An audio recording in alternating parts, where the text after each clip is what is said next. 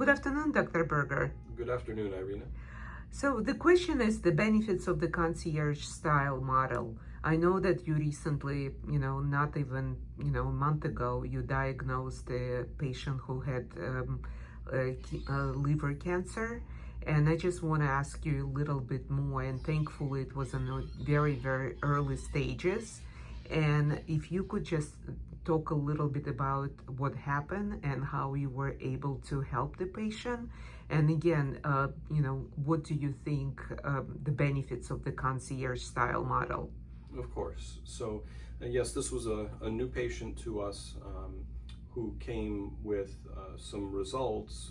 He has a cyst in the kidney that's been tracked over time with imaging.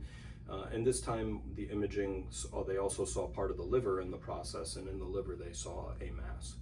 And the patient, was kind of reluctant to do anything about it.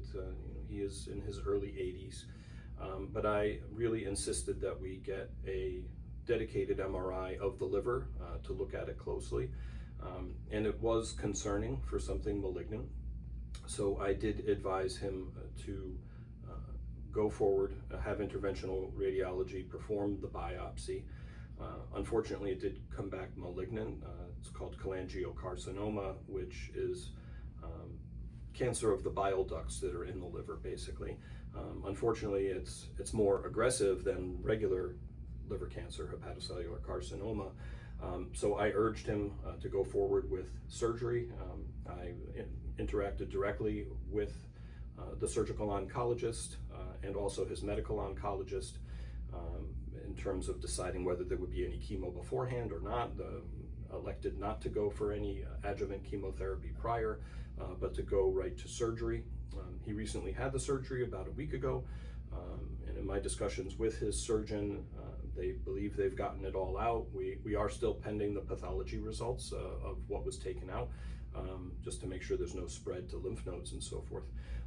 But not to toot my own horn and so forth, but the benefit of having a concierge practice like this is that I can spend time with my patients. I can take the time to go through all of their results, all of their imaging reports, discuss what I think the next step should be with the patient in a kind and appropriate manner, giving them enough time for questions. And also I have the time to follow up with all their specialists, in this case the surgical oncologist and the medical oncologist. He's now going to see the medical oncologist next for maybe a small amount of chemotherapy, just to be on the safe side.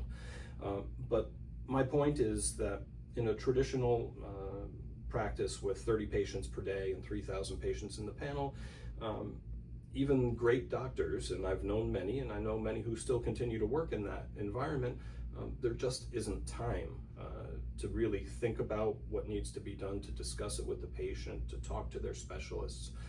So in my opinion, this is the best way to practice medicine. It's the way medicine used to be practiced, a much smaller patient panel that really gives the doctor enough time with the patients.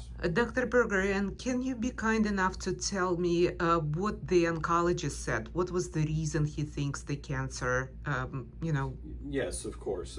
And this kind of relates back to all of the lifestyle, weight management that we do in the office here. So like I said, he was a new patient to me. He'd been heavy most of his life. Just occasional alcohol, no history of hepatitis, but he had fatty liver that had been progressed to some mild cirrhosis. And the surgical oncologist and the medical oncologist believe that that is the cause of his liver cancer. That it was due to fatty liver progressing to cirrhosis, which can then get fibrotic and eventually turn into cancer. So liver cancer, whether it be hepatocellular carcinoma, cholangiocarcinoma, is associated with obesity.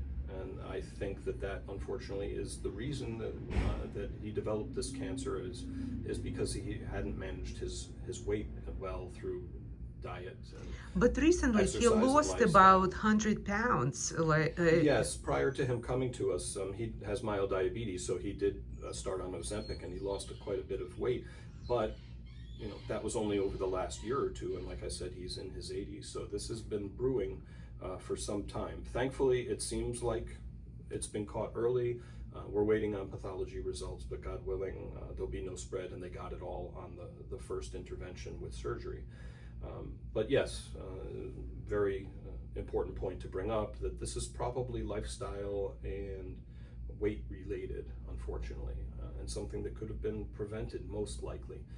People do develop cancers just de novo without, these other influences. However, the oncologists think, and I agree, that it's probably related to fatty liver progressing due to weight and diet and poor lifestyle. So again, as always, everything we share here is for educational purposes only. We have not yet formed a doctor-patient relationship, and if you have questions, concerns about your health, you should not hesitate to reach out to your medical professionals.